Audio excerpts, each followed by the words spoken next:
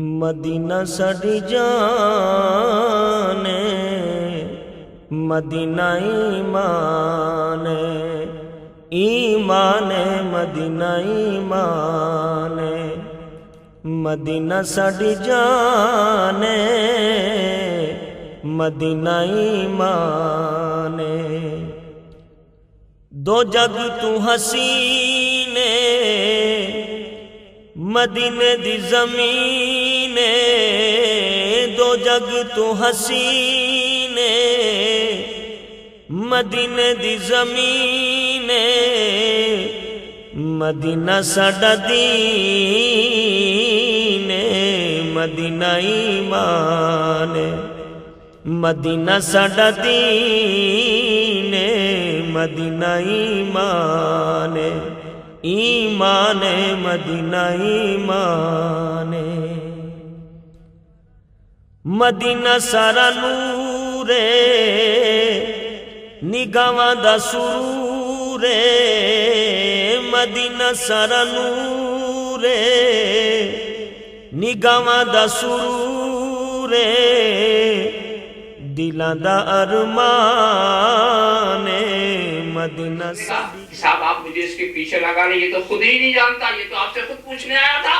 میں نے کہا خود تو نہیں جانتا مگر جاننے والے کے پیچھے جا رہا، جاننے والے کے پیچھے جا رہا، اس کے پیچھے لگ جا، اس کے پیچھے لگ جا۔ اب اس کے بعد اور ایک ہدایت میں نے کی تھی کہ دیکھو اگلے سے نظر ہٹنے نہ پائے، قدم رکنے نہ پائے، چلتے رہنا، نظر ہٹنے نہ پائے، اگلے سے قدم رکنے نہ پائے۔ اس نظر جمانے کا نام ہے عقیدہ اور قدم کے چلانے کا نام ہے عمل۔ نہ عقیدے سے بے خبر، نہ عمل سے بے پرواہ، بس دیکھتے رہو۔ اگر قدم رک گئے تو بھی تو نہ پہنچے گا، اور اگر نظر ہٹ گئی تب بھی تو نہ پہنچے گا۔ تو نظر ہٹنے نہ پائے اگلے سے اور قدم رکنے نہ پائے۔ اب اس میں ایک صاحب اور تھے کہ پوری لائن ہوئی تو کچھ سر پھرے وہ تھے، انہوں نے کہا ہم تو اگلے کو نہیں دیکھتے، نظر ہٹا لیا، خود بھی چلے گئے، جو ان کے پیچھے رہا وہ بھی چلا گیا۔ اسی لیے میں کہا کرتا ہوں کہ پیچھے چلنا ہے تو اس کے پیچھے چلو جس کی نظر اگلے پر ہے، جس کی نظر اگلے پر ہے۔ چلنا ہے تو اس کے پیچھے چلو جس کی نظر غوث جیلانی پر ہے، جس کی نظر خواجہ اجمیری پر ہے، جس کی نظر آقائے نقشبند پر ہے، جس کی نظر مولائے سہرورد کے اوپر ہے، جن کی نظر ان صدیقین و صالحین کے اوپر ہے، اور جو ان سے مایوس ہو چکا ہے نہ خود جا سکے گا نہ پیچھے والوں کو لے جائے گا۔ جو ان سے مایوس ہو چکا ہے اچھی طرح سے سمجھتے چلے جاؤ تو یہ بہت آسان طریقہ ہوتا ہے راستے پر لے جانے کے لیے۔ تو سرکار نے کہا ماذا علیہ واصحابی، جو میری سنت پر چلے اور میرے صحابہ کی سنت پر، تو وہاں سے ایک لفظ مجھے مل گیا، سنت رسول پر چلنے والا اہل سنت، اور جماعت صحابہ کی روش پر چلنے والا اہل جماعت، دونوں کو مختصر کیا اہل سنت والجماعت، اور مختصر ہو گیا تو سنی،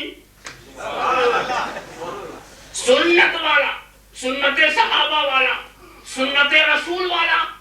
معلومات یہی ہے وہ جو نجات پانے والا ہے۔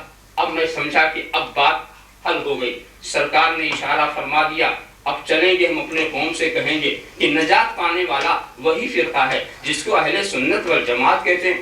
مگر جب یہاں میں آیا تو پھر مشکل میں پڑ گیا کہ سبھی اپنے کو سنی کہتے، میں سنی، میں سنی، میں سنی۔ اب مشکل میں پڑ گیا کہ سنی بھی ہے تو کون؟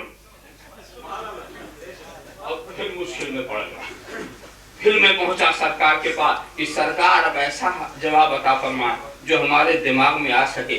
آپ کے کلام بلاغت نظام میں تو کوئی ایسا خفا نہیں ہے، مگر سمجھ ہی اتنی موٹی ہو گئی ہے کہ اس کے لیے بہت ہی سادہ سلیس انداز۔ تو سرکار کہیے نادان، تو سورہ فاتحہ نہیں پڑھتا کیا؟ تو نے کبھی اس پر غور نہیں کیا ہے؟ جا وہیں سے تجھے ضابطہ مل جائے گا، وہیں سے تجھے قانون مل جائے گا۔ اہدنا الصراط المستقیم، اے اللہ مجھے۔ اور چلتے چلتے وفات پا گیا اسی راستے پر۔ تو سمجھ لینا کہ وہ راستہ حق ہے، اس راستے کو باطل نہیں کہہ سکتے، اس لیے کہ خدا اپنے ولی کو باطل راہ پر ٹھہرنے نہیں دے گا۔ ان کا چلنا ہی اس کے حق ہونے کی دلیل۔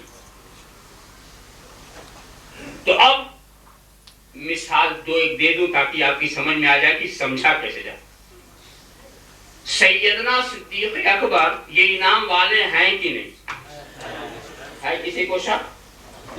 نہیں شک. تو جب یہ انعام والے ہوئے تو اب ان کا راستہ جو ہے انعام والے کا راستہ ہوا نا. ان کا راستہ کیا ہوا؟ یہ انعام والے کا. اور جو انعام والے کا راستہ وہی صراط مستقیم، اور اسی پر چلنے کی ہم دعا کر رہے ہیں. تو راستے تو ان کے بہت ہیں.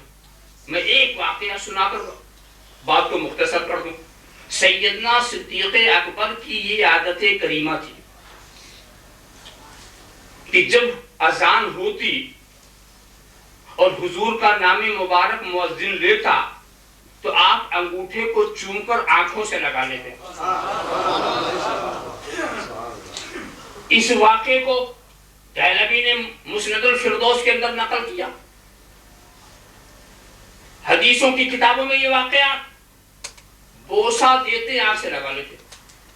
تو اب حضور کا نام سن کر کے انگوٹھے کو چوم کر کے آنکھوں سے لگانا یہ صدیق اکبر کا راستہ ہے. یہ انعام والے کا راستہ.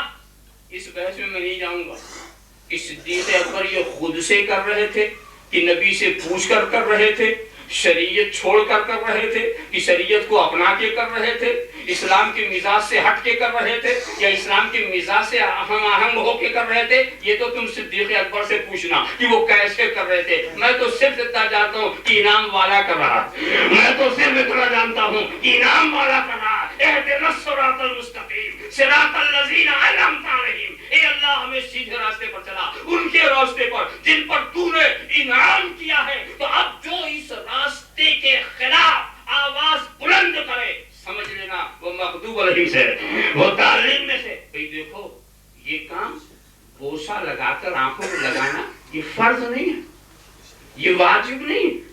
غلط فہمی میں مت مبتلا ہونا. یہ تو ایک انعام والے کا انداز ہے، ایک انعام والے کی محبت کا طریقہ ہے. تو میں اس کو فرض واجب نہیں کہتا، مگر فرض واجب جو نہیں تو کیا وہ باطل ہے؟ کیا وہ گمراہی ہے؟ ہمیں اس بات کی اصلاح کرنا جو اس کے خلاف آواز دیتے ہیں وہ انعام والے کے راستے سے ہٹ گئے.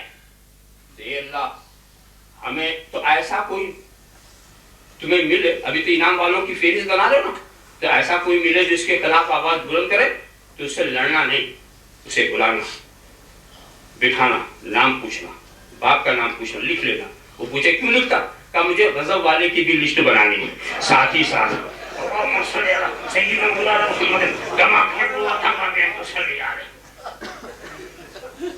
مجھے ایک بات بتاؤ، سیدنا فاروق اعظم انعام والے ہیں کہ نہیں؟ ان کے انعام والا ہونے میں کسی کو شک؟ میں ایک اس واقعے کی طرف اشارہ کروں گا کہ جو حدیث کی کتابوں میں مشکاہ شریف کے اندر بھی موجود ہے. اس ساریہ کہاں پائیں؟ واقعہ نگاری مقصود نہیں، صرف اشارہ. وہ نہاون سینکڑوں میل کے فاصلے پر، اور فاروق اعظم جو ہیں وہ مدینہ منورہ میں منبر رسول کے اوپر، اور یہاں سے کہتے ہیں یا سوریت الجبل، یا سوریت الجبل، اے سوریہ پہاڑ کی طرف متوجہ ہو جاؤ. یہ آواز وہاں حضرت ساریہ سنتے ہیں. دشمن پیچھے سے حملہ کرنا چاہتا ہے. فاروق اعظم کی آواز نے ان کی پلان کو باطل قرار دے دیا. پلان پر عمل نہ کر سکے. حضرت ساریہ کامیاب ہو گئے. جس وقت یہ پکار رہے تھے اس وقت صحابہ کا مجمع تھا. علی موجود، عثمان غنی موجود، تابعین کا ایک بہترین اجتماع. کسی نے یہ نہیں کہا کہ اے عمر دور والے کو تو نے کیسے پکارا، لفظ دریا کیسے پکارا، یہ سمجھ کے کیسے پکارا کہ اس نے سن لیا. کوئی نہیں بولا، سب خاموش رہے. اس سے پتا چلا کہ دور والے کو پکارنا، لفظ یا کے ذریعہ پکارنا اور یہ سمجھ کے پکارنا کہ وہ سن رہا ہے، یہ صرف فاروق اعظم کی روش نہیں ہے بلکہ اس پر سارے صحابہ کا اجماع سکوتی ہے.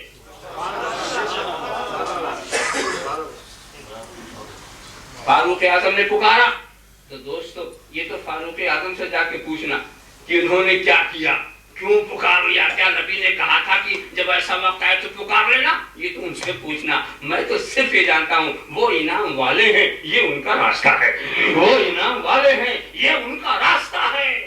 दोस्तों ये पुकारने का भी फलसफा अजीब होता है।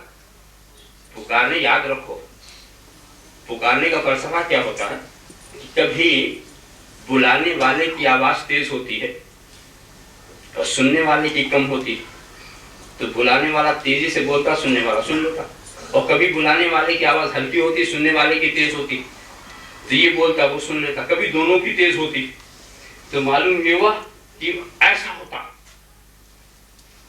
तो ये मत देखो कि क्या पुकारा, ये और आपकी हिमायत के तरफ है। बस दो ही मिसरे, वैसे तो पूरा कसीदा ही नूरुन अला नूर, दो ही मिसरे बगौर पढ़ो। ए सैयदों के सैयद, हम आपकी बारगाह में दिलकश आए। ये नहीं कहा कि मदीने में दिलकश आए, ये नहीं कहा मस्जिद नबवी में दिलकश आए, हम आपके पास दिलकश आए। इरादे में नबी की जात है, नबी की जात हम आपके पास आए हैं, तो नबी की बारगाह में बिलकस्त जाना, नबी के लिए शद्दे रिहाल करना, ये रास्ता है इमाम आजम का, ये रास्ता है इनाम वाले का। और नबी की रजा चाहना और नबी की हिमायत का तलबगार होना, ये रविश है इमाम आजम की। इहदिनस सिरातल मुस्तकीम सिरातल लजीना अनअमता अलैहिम। क्या लफ्ज है या सैयद सादात। सैयद के तो एक इस्तिलाही माना, एक इस्तिलाही माना जो आजकल चल पड़े, हजरत हसनैन की जो औलाद है वो सैयद कहे जाते हैं, बनी फातिमा, ये सैयद है। मगर वहां जो सैयद बोला जा रहा है उसके लुग़वी माना, सैयद अल्लज़ी युलजाउ इलैहि फी शदाइद, सैयद वो है तकालीफ में जिसकी पनाह ढूंढी जाती। वल्लज़ी युलजाउ इलैहि फी शदाइद, सैयद वो है तकालीफ में जिससे फरियाद की जाए, जिससे पनाह ली जाए। तो ऐ पनाह देने वालों के पनाह देने वाले, या सैयद अस्सादात, ए पनाह देने वालों के पनाह देने वाले। क्या मतलब, हजरत आदम अपनी उम्मत को पनाह देंगे, हजरत नूह अपने चाहने वालों को पनाह देंगे, हजरत इब्राहिम अपने चाहने वालों को पनाह देंगे, हजरत इस्माईल अपने कलमा पढ़ने वालों को पनाह देंगे, हजरत कलीम मसीह अपने अपने चाहने वालों को पनाह देंगे। और मैदान क़यामत में मेरा रसूल इन पनाह देने वालों को पनाह देगा। मैं इन पनाह देने को, या सैयद अस्सादात, ए पनाह देने वालों के पनाह देने वाले। या दूसरे लफ्जों में यूं तर्जुमा कर लो, गौसे जिलानी कादरियों को पनाह देंगे, गरीब नवाज चिश्तियों को पनाह देंगे, आकाए नक्शबंद नक्शबंदियों को पनाह देंगे, मौलाए सहरवर सहरवर्दियों को पनाह देंगे। और ये मेरा रसूल इन पनाह देने वालों को पनाह देगा। इन पनाह, या सैयद अस्सादात, ए पनाह देने वालों के पनाह देने वाले। जरा साहब ख्याल करें, ऐसे कुछ चुनो जिनका इनाम वाला होने में शक न, कि उनका अकीदा क्या था वो समझो, कि उनका अमल क्या था वो समझो, और समझ लो कि वही रास्ता सीधा रास्ता है, वही सिराते मुस्तकीम है। और देखोगे कि उन्हीं का ताल्लुक ज़ाते मुहम्मदी से मजबूत है, उन्हीं का ताल्लुक। और फिर आखिर में यही नतीजा निकलता है कि की मोहम्मद से वफा तूने तो हम तेरे हैं, ये जहाँ चीज़ है क्या लौह कलम तेरे हैं। मोहम्मद की मोहब्बत दीन हक़ की शक्ल अव्वल है, इसी में है अगर खामी तो सब कुछ नामुकम्मल है।